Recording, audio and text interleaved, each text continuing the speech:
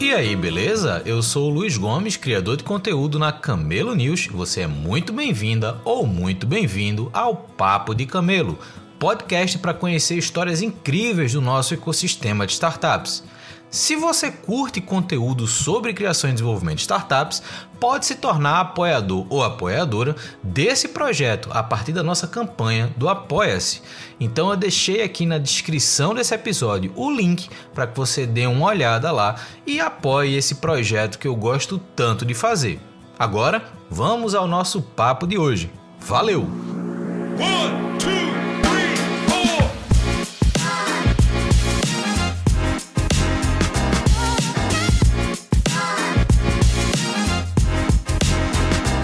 Estamos começando mais um Papo de Camelo. Hoje a gente vai conversar com Lívia Brandini, que é fundadora e CEO da Cultua, uma startup que tem atuado muito no setor de RH, principalmente na discussão sobre cultura de trabalho nesses ambientes mais tradicionais, vamos dizer assim. Então a gente vai conhecer um pouco da história dela, o que ela está fazendo, como é que ela enxerga esse mercado. Acredito que vai trazer muito insight, tanto para quem faz parte do ambiente de startups, quanto para quem está no ambiente corporativo e quer entender um pouquinho mais sobre novas estratégias e visão de cultura organizacional. Lívia, primeiro, obrigado por ter aceito conversar comigo, dedicado um pouquinho de tempo aqui para a gente trocar uma ideia, e passando a bola para você, como eu sempre faço, quem é Lívia e como é que você chegou até aqui? Olá, Luiz. Olá, ouvintes. Antes de mais nada, super agradeço pelo convite. Muito bacana essa oportunidade de estar aqui batendo esse papo com você. Bom, quem sou eu, né? Eu sou originalmente uma engenheira aí de formação, sou metade brasiliense, metade carioca, porque moro no Rio já tem praticamente 10 anos, né?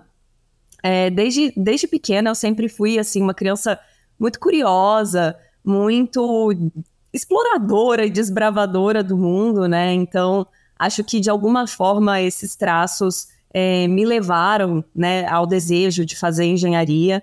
Então, fiz engenharia mecânica na UNB, na Universidade de Brasília. Tive também, né, uma oportunidade, sempre gostei de línguas, então aprendi a falar inglês cedo e depois resolvi me dedicar ao alemão. E sempre tive vontade de fazer uma graduação, de morar no exterior, de, né, estudar fora. E com isso eu ganhei algumas bolsas, eu ganhei uma bolsa do governo alemão, e depois eu ganhei uma bolsa do CNPq, né, do governo brasileiro, e tive a chance de estudar na Alemanha, enfim. E isso tudo foi ampliando, né, meus horizontes. Eu sempre gostei muito de tecnologia, de inovação também. E quando eu voltei para o Brasil, né, me formei, etc., voltei para o Brasil e fui selecionada, né, para um programa de trainee da ThyssenKrupp, primeiro programa nacional deles, para vagas no Rio de Janeiro, né? Então, acabei com isso me mudando e fui trabalhar onde? Na indústria, né? No chão de fábrica, né? Aquele sonho bem tradicional, né? Dos engenheiros, enfim. E foi uma oportunidade, assim, incrível que também, né, ampliou minha visão ainda mais, porque eu pude trabalhar com gestão de mudança, eu pude trabalhar com... Era basicamente uma engenharia de produção, né? Com bastante foco em otimização de processos, Lean, Kaizen, enfim. E lá eu tive a chance também de me aprofundar mais nessas temáticas, que são temáticas de processos e projetos. E por fim, né, por trás dos bastidores, a gente sabe que estão sempre as pessoas também, né? E aí, talvez vocês, né, depois de um tempo, eu acabei transicionando a minha carreira, né? A gente vai falar um pouquinho disso também. E hoje eu tenho uma startup, uma People Tech, né? Tem gente que gosta de usar o termo HR Tech, que é uma startup de RH, né? Eu não gosto muito desse termo de tratar as pessoas como recursos, né? Enfim. Mas, então, a nossa People Tech é a Cultua, e vocês podem estar se perguntando, né? Puxa, o que tem a ver, né? O que uma engenheira está fazendo, trabalhando com People Analytics, né? Com dados e métricas de gestão de pessoas. E aí a questão, né, Luiz, é justamente essa, assim, que ao longo da minha carreira eu pude perceber alguns gaps no mercado e eu senti na pele também dores de cultura, né? Quanto mais eu crescia e me destacava na empresa, mais eu percebia algumas faltas de, eu diria assim, alguns desalinhamentos entre propósito, valores, o estilo de liderança que eu almejava, né, buscava, e também de muitos exemplos que eu comecei a receber e ter. E eu comecei a me questionar muito disso, né? Isso já não foi mais na ThyssenKrupp, tá? Isso foi em uma outra empresa, enfim. A minha empresa foi adquirida por uma outra empresa. E aí, eu sou, claro, muito grata a tudo que eu aprendi, muito grata a eles, mas chegou um ponto da minha carreira que eu tive certeza, assim, né? Já tive aquele momento de criar coragem, porque requer coragem, uma mudança para empreender, né? De ir para a selva do mercado, do zero, criar um produto inovador, não é algo simples, né? A gente, às vezes, romantiza muito o empreendedorismo e não é bem assim. Mas, de qualquer forma, foi isso que me motivou. Eu vi que existiam gaps da atuação de um RH naquela época, né, de uma área de gestão de pessoas que era pouco estratégica, né, que era muito distante do colaborador final, né. A gente via essa área como uma área quase que de departamento pessoal. Contrata, demite, paga os benefícios, né, a liderança ainda muito incipiente e sem entender as pessoas, suas ambições, como que elas poderiam contribuir, né, e olhar a cultura de forma mais estratégica também, né, então isso tudo é muito recente, parece engraçado isso, né, parece que não, mas a gente está falando de avanços nesse setor, nesse segmento, nos últimos 20 anos, né, 10, 20 anos, que as pessoas conseguiram furar essa barreira e olhar de uma forma mais subjetiva realmente esse tema que é tão importante, né? E que movimenta e garante a sustentabilidade dos negócios também.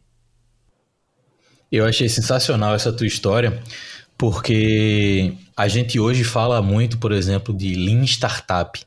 E a gente às vezes esquece que o modelo Lean deriva do modelo Toyota dos anos 50, né? Então a gente vem essencialmente da engenharia mecânica, da engenharia de produção, como forma de pensar em processo, como forma de pensar em qualidade de serviço, como forma de pensar até nessa visão de produção enxuta. Eu tive uma oportunidade, talvez minha segunda jornada profissional, a primeira, eu fiz bacharelado em matemática, né? Então, minha primeira jornada profissional foi em sala de aula, a segunda foi trabalhando em consultoria, certificando empresas em qualidade e maturidade no desenvolvimento de software. E muita coisa derivava desse modelo Lean, né? Nesse modelo da Toyota, obviamente entrava em métodos ágeis, etc. Mas o que me chamava muita atenção, e aí o que você falou das suas experiências, eu acho que me fez lembrar de tudo isso, é que quando a gente fala de processos, qualidade, eficiência, quando a gente olha para esse contexto na indústria, e quando eu boto indústria, até a indústria de software, como de fato ela se consolidou no mercado, antes da gente falar de startups, etc., nunca pensava em cultura. Nada era falado de cultura, nada era falado das pessoas, como se o importante para as pessoas era ter um processo. Se você tem um processo, o processo é claro, ele é bem definido e ele é testado e validado, então qualquer pessoa vai se sentir bem, entre aspas, com os dedos aqui, dentro daquele processo. E eu achei muito bacana, até a provocação que você fez de chamar a cultura de uma People Tech, porque, de fato, quando a gente fala de recursos humanos, ou quando a gente fala, galera de tecnologia ainda tem muito esse hábito de chamar o talento de mão de obra. Eu me incomodo muito com alguns termos, porque é como se a gente estivesse colocando essa capacidade intelectual de tornar os negócios possíveis como aquela visão de chão de fábrica dos anos 50, onde o processo é o rei e todo mundo que está ali dentro está debaixo dele. Então, foi bacana ouvir essa tua história, porque me lembrou de tudo isso que eu, de alguma forma, já vivi, já passei bastante por esse contexto. E, em algum momento da sua fala, você falou dessa virada de chave, essa virada profissional, onde você tira aquele chapéu, quase literalmente, da engenheira mecânica, do chão de fábrica, do processo, da qualidade, eficiência, e você começa a olhar para as pessoas, você começa a entender que o fator pessoas se torna também um fator necessário para que tudo aconteça, e eu queria que você falasse um pouco mais disso, dessa mudança da Lívia agora voltada ao People Tech e não só ao processo, a formalidade da engenharia. Perfeito, Luiz. Muito bacana também saber um pouco dessa história, né? Acho que a gente tem bastante coisa em comum. Na verdade, foi um caminho natural, porque nos meus últimos anos na indústria, eu estava trabalhando bastante com o desenvolvimento de uma solução digital. Então, também usava Agile, o Scrum, né? Que, na verdade, se a gente for pensar, o ágil é como se ele fosse, assim, o filho do Lean, né? Porque bebe dessa mesma fonte, desse DNA, uma série de ferramentas, né? E de práticas foram adaptadas justamente para maximizar essa geração de valor com pequenos ciclos, né? De iteração, de testes, de modo que você, no final das contas, reduzisse os desperdícios em qualquer, enfim, processo produtivo ou criação de novos produtos, etc. Então, nessa ocasião, era um produto que era o principal produto global, né, dessa multinacional que eu trabalhei, e que tinha o objetivo de acelerar a transformação digital e todo o fluxo de dados no chão de fábrica. Então, substituir, né, eliminar o papel por relatórios automatizados, né? O que é um caminho natural e, enfim, muito bacana. Então, em vez das pessoas ficarem escrevendo em papel, que molhava, etc e tal, né? Enfim, se perdia muitas vezes na operação, as pessoas começaram a usar um tablet. E era uma solução toda parametrizada para os projetos, né? De cada área, etc. E nessa ocasião, o que eu percebi, né? Que o sucesso dos projetos tem muito a ver na forma como os stakeholders, né, os condutores desses projetos, o time de projeto está alinhado, né, esse senso de pertencimento. Porque quando a gente antes pensava muito em produtividade, temos que produzir, né, como se a pessoa fosse uma engrenagem, né, no sistema.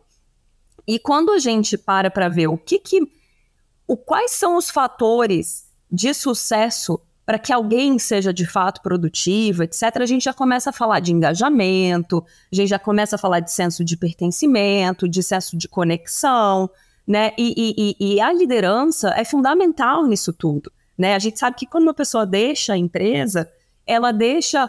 Não é porque ela não gosta da empresa, etc., mas é por conta das relações com seus líderes diretos, né? Isso influencia em 70% os níveis de engajamento. Existem estudos que mostram isso.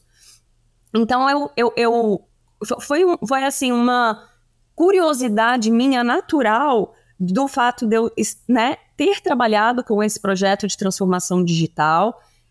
Muitas empresas, né, mais tradicionalistas, como você falou no início, elas ainda estão passando por esse processo, e mesmo as scale-ups, né, mesmo as empresas que já, né, que foram startups que cresceram e estão em crescimento acelerado, mesmo essas empresas, elas continuam buscando esse aprimoramento rápido, né? Essa otimização, uso de novas tecnologias, e elas também são muito orientadas a dados para sua tomada de decisão estratégica.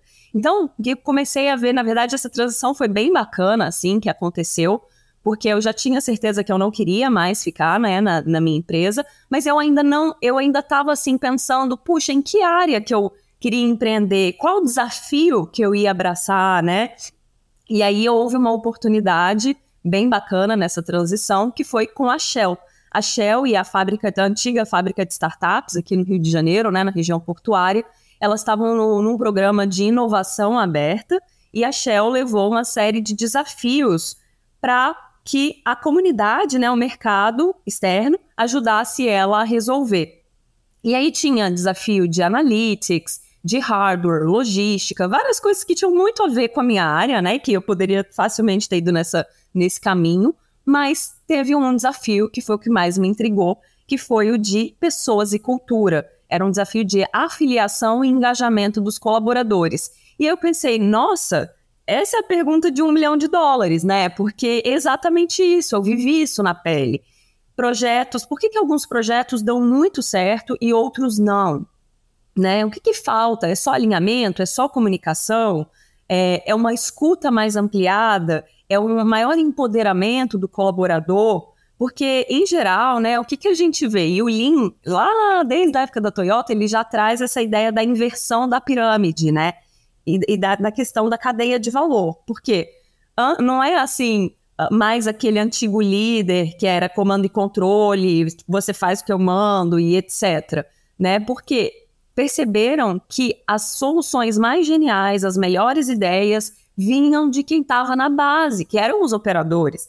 São as pessoas que vivenciavam o problema no dia a dia e muitas vezes eles acabavam fazendo umas gambiarras ali, né, na linha de produção para resolver e não tinham necessariamente o apoio, o investimento, né, dessas melhorias por parte da alta gestão. E aí, muitas vezes, quem está na alta gestão, por uma questão, né, óbvia, não tem acesso e conhecimento profundo de questões, algumas questões técnicas. Então, esse distanciamento, o que o Lean faz? Ele inverte isso, ele fala, não, o líder agora ele é um líder servidor, ele está aqui para trazer os recursos que você precisa para atender ao cliente da melhor forma, e é o cliente que puxa, né, toda essa produção. Então, assim, quando a gente olha para tudo isso, né, tudo junto e misturado, a gente vê que não dá mais para a gente viver um modelo industrial, né, e que a gente precisa realmente empoderar as pessoas e ouvir melhor essas pessoas. E primeiro, né, e assim, então, na Shell eu tive essa oportunidade e a nossa ideia, né, foi uma semana de ideação, então, vários frameworks, né, de inovação do ecossistema a gente usou e no final a gente apresentou um pitch, né, uma defesa ali da nossa solução de 5 minutos, se não me engano, para o board da Shell e a nossa solução foi acelerada. Então, assim, eu tive uma transição muito bacana, porque algumas coisas do Lean eu já sabia, né, e eu já lia e já consumia conteúdos de empreendedorismo desde 2 anos antes dessa transição. Sempre, né, assim, me seduziu muito, sempre fui muito atraída por isso, mas com essa oportunidade, né, e com o financiamento da Shell, que foi muito bacana, eu sou muito grata a isso também, a gente, eu, né, e outras pessoas que estavam no meu time, a gente teve acesso a bastante conteúdo de pessoas que eram especialistas nessa área de inovação. Então, a gente aprendeu a fazer customer development, a entender, né, uma demanda de mercado real, a validar premissas, etc., antes de sair construindo um produto, por exemplo, com base em achismos, né? Achismos de poucas pessoas, enfim. Isso é muito importante, né? Porque a gente tem estatísticas de que a maioria, se não me engano, são 70%, 80% das startups, elas morrem nos 2 primeiros anos de vida. E muitas vezes é por isso, né? Porque você está endereçando uma dor, ou aquela dor não é uma dor real, não tem pessoas dispostas a pagar por soluções daquilo, né? Ou você está criando uma solução que não endereça aquela dor, porque na sua cabeça você está tão apaixonado pela solução que, na verdade, você perde seu tempo, você perde seu dinheiro, você se frustra, né? Porque é dureza, a questão de empreender mesmo. E aí esse projeto, né, esse programa de inovação, ele ajudava a mitigar riscos e, claro, isso deu uma carcaça, né, para a gente, porque a gente desenvolveu um produto com a Shell também, e a gente teve vários acertos e também vários erros, né, muitos aprendizados para todos que estavam envolvidos ali. Então, assim, foi um momento muito rico, né, para poder dar o próximo passo e não cometer os mesmos erros, né. Então, depois disso, foi quando, isso foi 2019 para 2020, e aí veio a pandemia, né?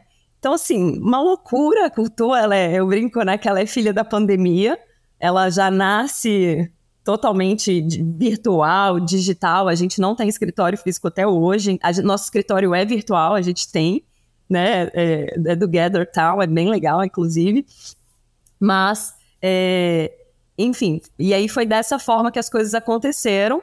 E depois da Shell, que foi também, né, muito importante, eu pensei, não, eu quero continuar empreendendo, eu não quero ir tanto só no engajamento, eu quero entender cultura de forma mais profunda. E aí eu estava fazendo um MBA de gestão de negócios na USP, né, e eu direcionei todo o meu estudo, o tema do meu trabalho final, para entender cultura, assessments de cultura, existem vários modelos, existem vários conceitos. Então, eu me aprofundei bastante nisso, e porque essas dores de gestão de pessoas é tipo um balaio de gato, né?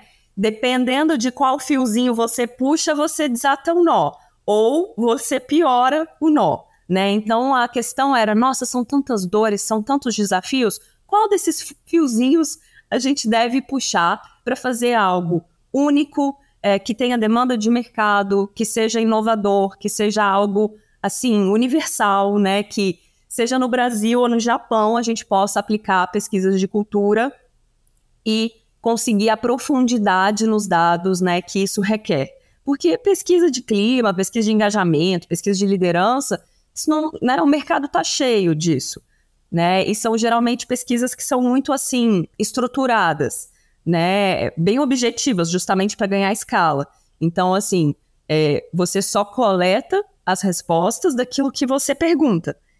Então, você concorda comigo, Luiz, que essas pesquisas, elas acabam, né, infelizmente, tendo muitos pontos cegos? Porque eu só vou ter as respostas daquilo que eu pergunto, né? E eu também não tenho tempo de fazer infinitas perguntas, porque isso é uma experiência chata e ninguém aguenta, né?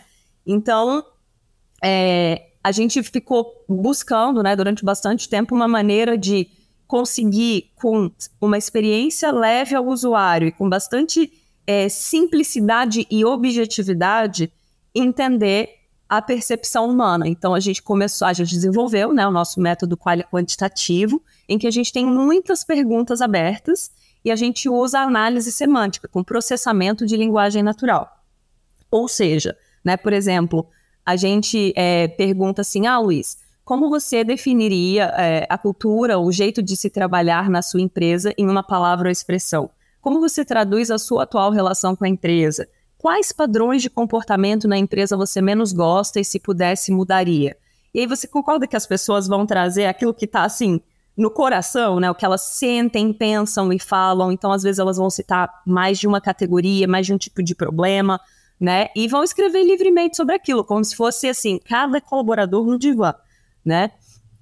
E o que a gente faz com essa massa de dados? O que a gente faz com tudo isso? A gente classifica pelo tipo de sentimento, se é negativo, neutro, positivo ou afetivo, se tem um cunho emocional, e a gente também identifica o tema-chave que a pessoa está trazendo sem que a gente induza nela no pensamento.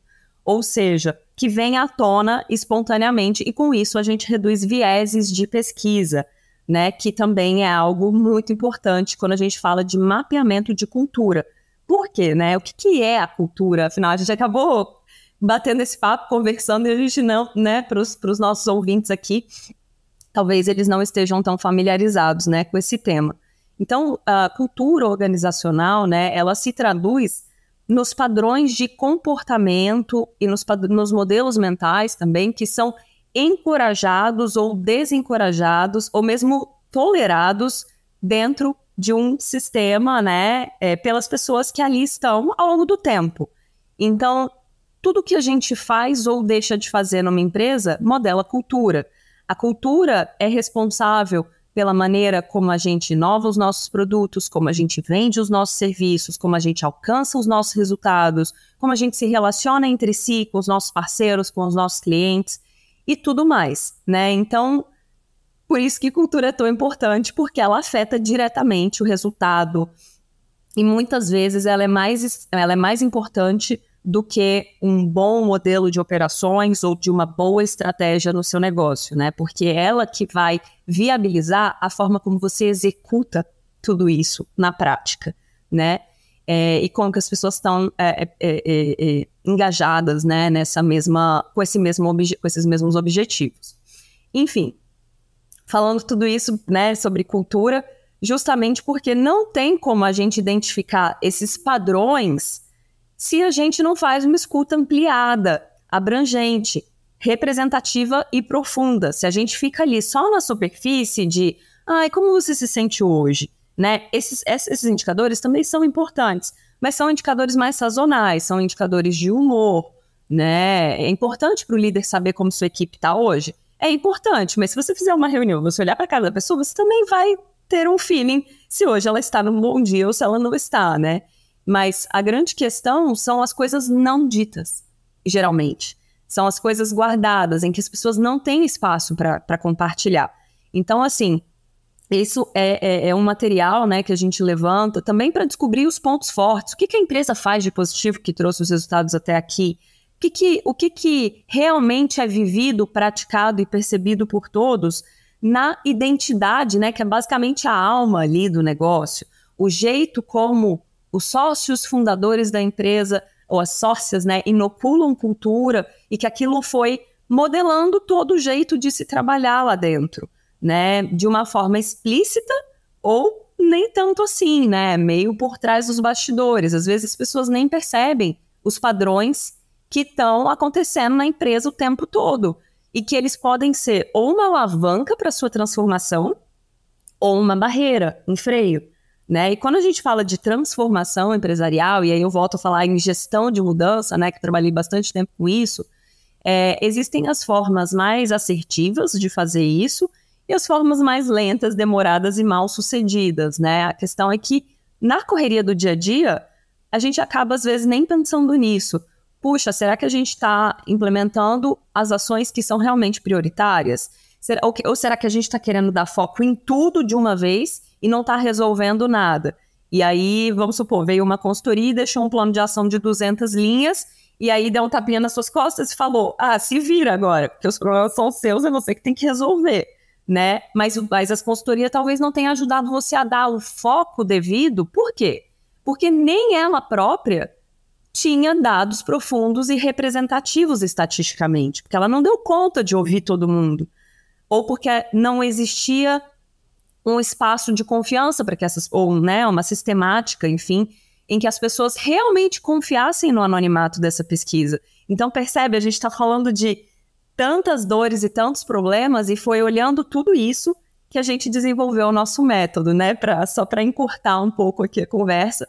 E a gente acabou inovando em uma série de coisas, e é por isso que hoje, né, a gente tem apoiado muitas empresas de diferentes portes e segmentos a entenderem, né, a mapearem e acompanharem a evolução da sua real cultura instalada rumo àquela cultura desejada, né, aquela cultura que elas querem ter ou elas acham que já têm, mas elas nunca mediram os gaps, né, nunca mediram o quanto que uma série de valores, comportamentos esperados, princípios, etc., são mais ou menos praticados, né, à vera, né, na empresa. Uma coisa é o que está na frase bonita na parede, outra coisa é o que está no documento, né, e outra coisa é o que as pessoas realmente vivem, praticam e reforçam no dia a dia, né? A gente precisa mitigar esses gaps. Então, Lívia, eu tive uma experiência recente dentro de uma corporação. Eu entrei como um dos diretores executivos na área de inovação, e eu entrei justamente na época que tinha uma empresa de consultoria falando de transformação digital, né? Então eram 4 frentes de atuação. Uma era inovação, que acabou ficando comigo, outra era cultura. E uma das coisas que eu criticava muito a metodologia da consultoria era que eles queriam tratar cultura e inovação como trilhas paralelas. Eu falava, cara, se você não tiver uma mudança cultural antes, envolvendo da presidência ao jovem aprendiz, a gente não vai conseguir discutir inovação de forma efetiva, né? Então não vai ter eficiência em programas de inovação, em você criar formas das pessoas darem ideias e etc., se você não mexe na cultura. E aí eu achei interessante que quando eu entrei nesse grupo, uma das gestoras de RH virou para mim e fez assim, Luiz, daqui a pouco você vai estar vindo igual os outros diretores. Aí eu fiz, como assim? Ela fez, não, vai vir de terno e tal. E eu trabalhava de camisa básica, calça jeans, tênis. E aí eu fiz, veja, sem lhe faltar com respeito, a gente está em Recife. Recife é um lugar que faz 40 graus na sombra. Eu não vou vir de terno em hipótese alguma. Aí ela deu uma risada, aquela risada de descrença, pensando, um dia você vai vir de terno.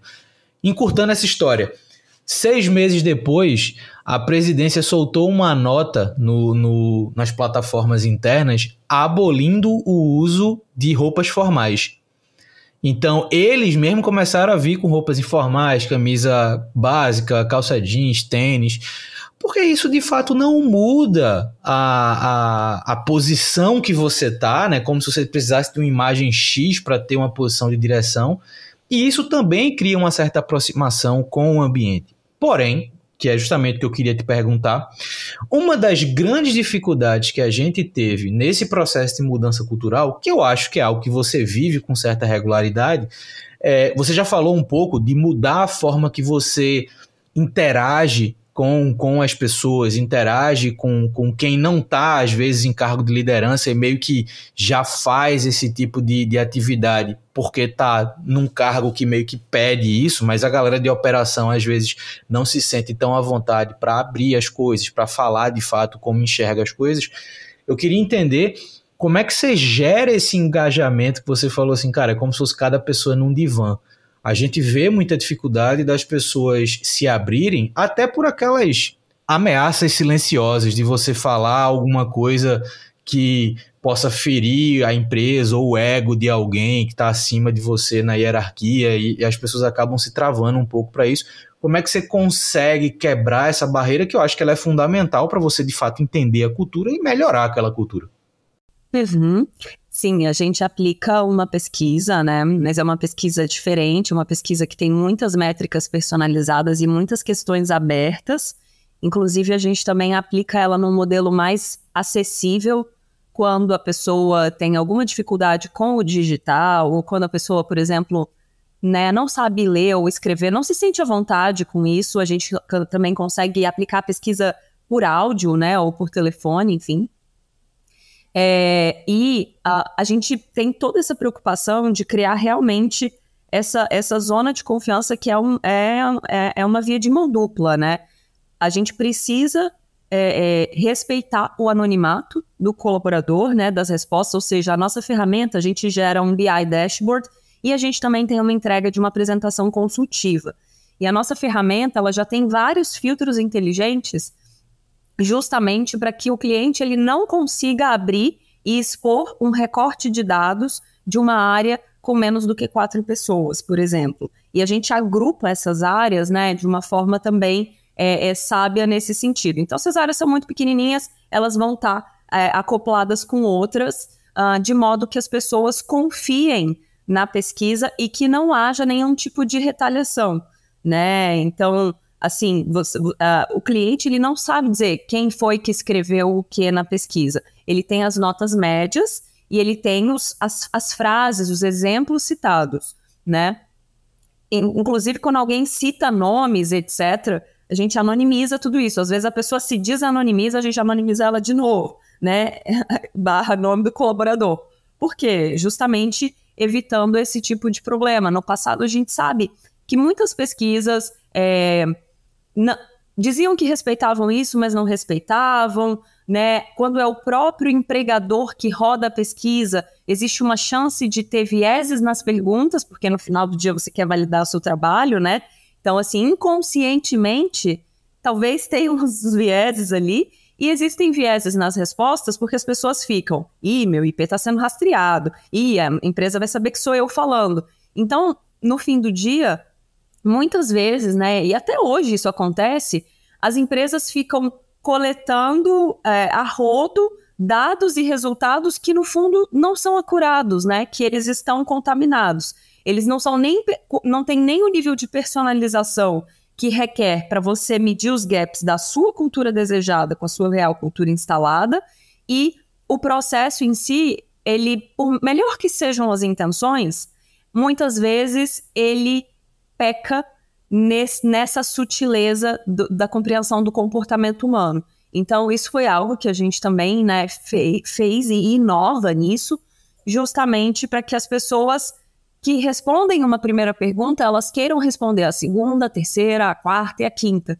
Porque cultura, a cultura está em constante transformação, né? E como você bem disse, não dá para a gente compartimentar tanto. Se a gente quer uma cultura de inovação, então vamos falar de cultura de inovação, né? Não dá para falar, a cultura está nessa direção e a inovação está naquela outra, né? Realmente, eu concordo com você que isso não faz tanto sentido.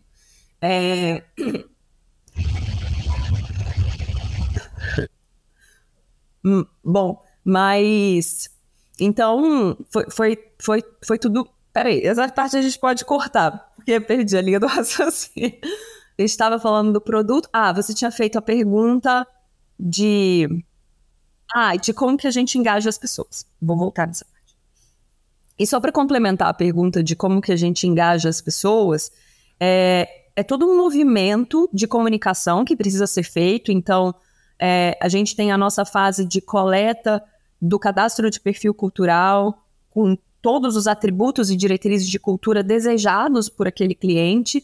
Com isso, gera-se a pesquisa personalizada do cliente, né? A nossa contraparte da área de gestão de pessoas aprova, e na sequência a gente já vai para a divulgação dessa parceria. Então, a Cultua cria peças personalizadas para a paleta de cores, com a logo do cliente, e uma mensagem bem sucinta, falando, né, do objetivo dessa pesquisa, por que é importante a contribuição de todos, etc. E a gente pede que o cliente plugue essa comunicação nos seus canais internos e desdobre isso pelas lideranças, né? Então, nas suas pautas semanais, diárias, que todo mundo saiba que a partir daquela data até tal data, a pesquisa estará, né, sendo rodada pela Cultua. E a gente que faz os reenvios de novas abordagens só para quem ainda não respondeu. Ou seja, em cada ponto de contato que a gente tem com o usuário, fica claro o objetivo, que a gente é uma empresa terceira, que a gente segue à risca a Lei Geral de Proteção a Dados, né? Tudo isso é importante. A pessoa tem um termo de consentimento, em que ela sabe que os dados dela são 100% anonimizados e agrupados, né, globalmente, com outras segmentações, enfim. Então, é muito importante, né, criar essa relação de confiança, porque, do contrário, as pessoas não vão falar a verdade e a gente não vai ter os dados ricos e acurados que a gente precisa para nortear essa mudança de uma forma mais estratégica, né? Porque, e aí voltando a falar da dor que a gente resolve, a principal dor é que a grande maioria das empresas não conhece a sua real cultura instalada e com isso não consegue nortear suas estratégias, iniciativas, investimentos em gestão de pessoas e gestão de mudanças da forma mais assertiva. A gente fica muito ainda vivendo com base em achismos das pessoas que são as tomadoras de decisão, feelings pessoais, né? Mas o que a maioria das pessoas está dizendo? Será que existem falas muito parecidas, né, no que elas estão trazendo? E será que as outras pesquisas que a gente está aplicando, elas estão captando essas sutilezas, esses pontos cegos, né? Então, hoje a gente acabou atraindo muito o interesse de outras consultorias, né? Foi até bacana você comentar isso, porque a transformação, ela é a muitas mãos, né? Geralmente a gente tem o cliente, que tem uma série de especialistas lá dentro, a gente tem, às vezes, uma consultoria de transformação digital ou transformação empresarial, né, como um todo, uma Big Four, por exemplo. A gente pode ter uma consultoria só de inovação, uma consultoria só de gestão de pessoas, e o papel de cada uma delas é extremamente importante. E a gente não quer ser um concorrente, né, dos consultores, mas sim uma ferramenta que traz um olhar, né, e uma análise de dados mais profunda para que eles, a partir desse material, possam traçar essas iniciativas a serem implementadas e apoiar na implementação. Ou seja, para o consultor também tem uma vantagem, que ele consegue medir o antes e o depois do trabalho dele, que também é algo que é muito difícil, às vezes, para ele, não é o core business dele, né, às vezes coletar e tratar dados, e aí fica fazendo tudo em Excel, etc e tal. E dele saber o impacto percebido já no colaborador final daquele trabalho que ele começou a implementar, né? É claro que as mudanças, elas às vezes são lentas, são graduais, mas sem dados, cada um de nós, né, é só uma pessoa com a sua própria opinião, né? Já diria o Deming, um consultor muito famoso, né, que eu gosto muito, e a gente tem apoiado as empresas nesse sentido, né? As empresas e os seus parceiros estratégicos também a conduzir uma transformação cultural mais sólida, mais consistente, mais consciente dos obstáculos, né? O que eu gostei da abordagem de vocês é que é uma coisa também que eu escuto pouco quando o tema é cultura, é que cultura, na verdade, é uma eterna negociação interna, né? Então, tanto as lideranças têm os seus interesses a nível macro, a nível de longo prazo, muitas vezes, da estrutura, e precisam trazer as pessoas para perto dessa visão, quanto as pessoas que estão a nível operacional, a nível de gestão, também têm os seus interesses e querem os seus espaços, tanto espaços de trabalho em si, mas os espaços de posicionamento, da pessoa poder ser quem de fato ela é dentro das estruturas, e isso precisa ser tratado como comum acordo o tempo inteiro, né? Então cultura é convívio, cultura é sociedade, então ali existe um ecossistema de pessoas com características diferentes, com habilidades diferentes, com responsabilidades diferentes, mas que precisam estar alinhadas num objetivo comum e aquilo ali ser harmônico, né? E eu acho que é importante colocar todos os perfis no jogo, que eu acho que é uma coisa que vocês estão conseguindo fazer e que é muito bacana, que é colocar os atores todos no jogo. Então, não é uma pesquisa da liderança para a operação, não é uma pesquisa só para a direção, não, é uma pesquisa do contexto, da empresa, para de fato confrontar aquilo que bota-se nos quadros para aquilo que de fato se vê no dia a dia. Né? Então, acho que a primeira grande reação para todo mundo, que eu acredito que deve acontecer com vocês, é essa percepção de que o que está nos quadros não corresponde muitas vezes, ou para não generalizar, mas acredito que quase todas as vezes não corresponde à realidade. Sempre tem algo que precisa ser mudado, não necessariamente para chegar nos quadros, mas para identificar que tipo de quadro faz sentido com a realidade. Né? Então, acho que esse é o ponto-chave, né? E já para devolver para você também, o que eu queria entender é, nessa tua experiência, nessa tua agora vivência dentro do mundo pessoas, né, nas empresas, quais são, e aí eu vou fazer já 2 perguntas em uma, quais são as dificuldades que você hoje encontra de forma mais recorrente e como é que você projeta a cultura no mercado a partir de agora, dentro de um cenário onde essas estruturas de pessoas estão cada vez mais abertas às soluções tecnológicas como apoio, né, de melhoria de ambiente e tudo mais. Sim. Olha, são bastantes, assim, desafios, né, nesse sentido. A gente tem visto, é claro que pode variar dependendo do tipo de modelo organizacional, do tipo de estrutura, né, não existe uma resposta única para isso.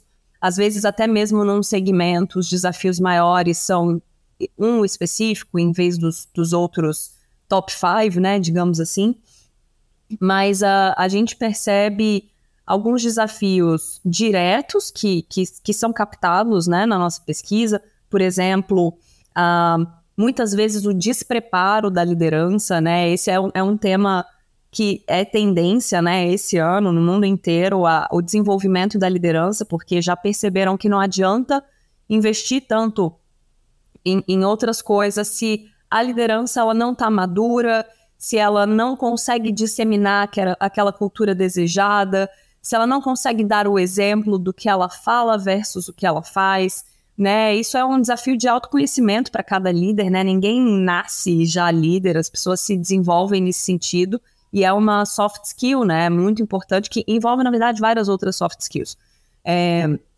Mas a liderança é um ponto, a gente vê também coisas simples como a falta de feedbacks sistemáticos, de feedbacks mais estruturados, ou mesmo um feedback no dia a dia, sabe? De que a pessoa saiba o que ela faz de positivo e o que ela não está atendendo ou fazendo bem, né? No ato, quando as coisas acontecem. A gente também tem, principalmente para as empresas maiores, vira uma questão muito grande o excesso de ferramentas, o excesso de canais de comunicação. A comunicação, ela vira, ela na verdade obstrui, né, os processos da empresa, uma falta de visão dos processos de ponta a ponta, isso também costuma acontecer, mas eu vejo, assim, muitas vezes, um problema que antecede tudo isso e que não necessariamente aparece na pesquisa, que está fora dele e a gente vivencia no dia a dia, é que a grande maioria das empresas não tem orçamento para tratar gestão de cultura e gestão de mudança, né? Ou às vezes modelam essas áreas de uma forma apartada. Por exemplo, esse aqui é o head de transformação, essa aqui é a head de pessoas, esse aqui é o head de inovação, esse aqui é o head da informação, né? E aí tem vários heads que às vezes ficam ali batendo cabeça, ou então fala, não, esse projeto saiu da minha pasta, agora tá ali naquela outra pasta, né? Enfim, E aí você pensa, gente, mas a organização não são várias pastinhas, né? A gente está falando aqui de atingir o objetivo, de eficiência, né? De repensar os modelos. E aí fica, ai não, agora eu só vou ter budget para o ano que vem, né? E eu acho isso tão engraçado, porque o que eu percebi? Que as pessoas, antes de rodar um diagnóstico, elas querem arrumar a casa. Porque elas não querem um diagnóstico para descobrir necessariamente os problemas com a mentalidade de crescimento de, opa, vamos tratar, vamos, né, a partir disso, porque eu preciso disso para ontem, vamos pegar isso daqui a 2 semanas e vamos fazer bonito e a partir daí a gente rampa e a cada 6 meses a gente faz uma nova pesquisa, né? Muitas vezes, com medo de se expor, da exposição, ou seja, e aí isso também tem a ver com as relações estabelecidas com os seus líderes, né, diretos. Muitas vezes essa pessoa, ela quer fazer, mas ela não tem apoio, ela não tem orçamento e ela ainda se sente insegura porque a gente vai mexer naquela poeira debaixo do tapete, né? E isso é desconfortável. Requer muita coragem você ser um líder que banca um diagnóstico de cultura na sua empresa, porque a gente está falando da alma da empresa, a gente está falando da essência. A gente vai descobrir coisas que outras pesquisas muitas vezes não captam.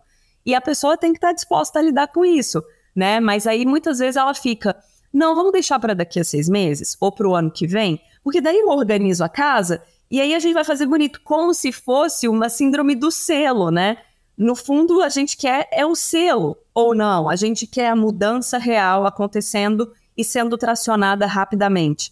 Então é uma provocação aqui que eu deixo para os ouvintes, né? A gente tem muitos clientes que inclusive nos procuraram por essas outras áreas também que eu citei, às vezes é a pessoa da transformação que vem, às vezes é a pessoa da inovação, mas o mais importante é a pessoa querer ter clareza do que está acontecendo dentro da empresa, de quais são esses padrões de comportamentos, né? A gente descobre muitas coisas sobre valores pessoais, valores corporativos mais praticados, mede os gaps dos atributos específicos de cada cliente, né? Por isso nossas pesquisas são personalizadas.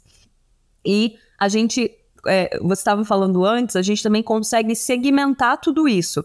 Ou seja, estão todos os públicos ali dentro. Às vezes a gente tem um grupo. A gente não está falando só de uma empresa, a gente está falando, sei lá, de um grupo de 10 empresas e que a gente consegue segmentar os diferentes recortes e nuances das empresas do grupo, de uma unidade de negócio, de uma cidade, de um departamento, de uma equipe do líder. E a gente ranqueia tudo isso e compara, né, correlaciona indicadores para entender quais são as áreas mais críticas, quais são aquelas que precisam de mais apoio. Será que a dispersão dos dados é muito grande? Será que a gente tem várias microculturas ou subculturas dentro da nossa empresa? E a gente não está tratando isso, né? Ou então, não, faz sentido que um departamento tenha uma cultura completamente diferente, porque isso é estratégico para a empresa. Ok, né? Mas sem métricas, a gente não sabe nem quem somos, nem onde estamos. Quem dirá traçar os melhores caminhos para onde a gente quer chegar, né? Porque muitas vezes foi o que você disse. Não é só sobre como eu chego naquele quadro bonito. Primeiro, será que aquele quadro bonito que eu estou querendo copiar do Google ou da Amazon, será que aquele quadro bonito ele dialoga comigo, com o meu negócio, com o meu segmento, com o meu estilo de liderança? Será que essa é a cultura que eu busco, né? Um outro desafio que eu trago aqui, só para concluir essa pergunta, é que para a gente pensar, né? A gente adora benchmark, a gente adora se comparar com os outros, olhar para a empresa do vizinho e falar, nossa, eu tenho selo e ele não, ou então ele tem o selo e eu não tenho, ou então eu estou no Tier 1, nos top 2% do mundo, eu sou muito bom, minha cultura já é perfeita. Mas será que isso é uma mentalidade? Ou seja, não, minha cultura já é perfeita, já não vou mais investir nisso nunca mais, porque está tudo dominado aqui dentro, né? Será que isso é uma mentalidade de crescimento? Né? Isso é um ponto. E será que a gente precisa realmente só se comparar com as empresas do segmento? Porque eu sei que isso é muito legal, né? E a gente também tem um benchmark dentro da cultura, né? Do mercado nacional, enfim, dos nossos segmentos. Isso aflora, é interessante, é curioso, é legal, mas eu acho que antes da gente querer se comparar com os outros, a gente deveria estar querendo se comparar com nós mesmos, né? Qual seria a nossa melhor versão? O que a gente gostaria de ser? O que a gente está fazendo que está nos impedindo de alcançar o nosso resultado, os nossos objetivos, né? Tudo nasce do porquê. Por que a gente está fazendo o que a gente está fazendo? O que a gente quer alcançar, né? Como que a gente vai alcançar isso? Se a gente não tiver clareza disso, que é básico, né? É quase como um autoconhecimento para a empresa. Como é que a gente vai garantir o sucesso dos nossos resultados? Fica bem difícil, concorda, Luiz? Pois é. E eu acho que isso justifica muito, até vou voltar para uma das primeiras coisas que você falou, dessa visão de se enxergar como um people tech, né? Então, é importante a gente perceber que organizações são pessoas, que obviamente têm seus processos, têm suas estruturas, mas fundamentalmente são pessoas. E eu acho que o trabalho que vocês estão fazendo tem uma importância desde do viés educacional, principalmente de lideranças, dependendo da empresa, dos times fundadores, e se entenderem como reflexo de cultura, querendo ou não, lideranças e fundadores acabam se tornando o espelho da cultura. Mesmo que de forma inconsciente, a forma que essas pessoas se relacionam entre si, a forma que elas se relacionam com pessoas que, entre aspas, com os dedos aqui, estão abaixo hierarquicamente delas, tudo isso vai se refletir no dia a dia da empresa, né? Essa questão que você falou também de buscar um modelo ideal, isso também acaba caindo no mesmo erro que eu vejo no meio de startups, né? A gente desde do ano passado, principalmente, a gente está sendo bombardeado de uma nova percepção para esse ambiente de startups que, para mim, já deveria estar sendo conversada há 10 anos. A gente criou uma geração, e é culpa nossa de quem está aqui há muito tempo, a gente criou uma geração de empreendedoras e empreendedores cuja visão de sucesso é ter esses crescimentos muito rápido, é parar para contratar 100, 150, 200 pessoas de uma vez e não ter nenhum preparo para isso, né? Então, se a gente for cair toda essa discussão para o meio de startups, a gente vai cair num problema de pessoas que é gigantesco. Até nesse cenário que a gente está vendo de mudança de percepção e com essa sequência de demissões em massa, a forma que essas coisas estão acontecendo e a justificativa para que essas coisas aconteçam, muitas vezes é um erro de pessoas, de entender a importância de papéis, de entender o objetivo do negócio conectado com as pessoas que você precisa. Então, se a gente for de fato aprofundar nossa conversa para esse nível, vai mais umas 4 horas de conversa, mas eu acho que é fundamental deixar essa reflexão e essa provocação para quem está hoje no contexto, principalmente para quem tem hoje um papel de liderança e pode ser o responsável pelo início de uma análise, pelo início de uma mudança de cultura. Então, se você está ouvindo a gente, você é de um ambiente corporativo tradicional, se você é de uma scale-up, ou se você é de uma startup que tem ainda só o time fundador, considere aprender sobre cultura e se desenvolver nesse aspecto desde o dia 1. Com certeza. Porque isso vai poupar muito dinheiro, muito tempo, muita energia, principalmente energia, né? Um dos nossos clientes é uma scale-up, eles são spin-off da Votorantim Cimentos, a Motes, né? E a gente tem um case muito bacana com eles.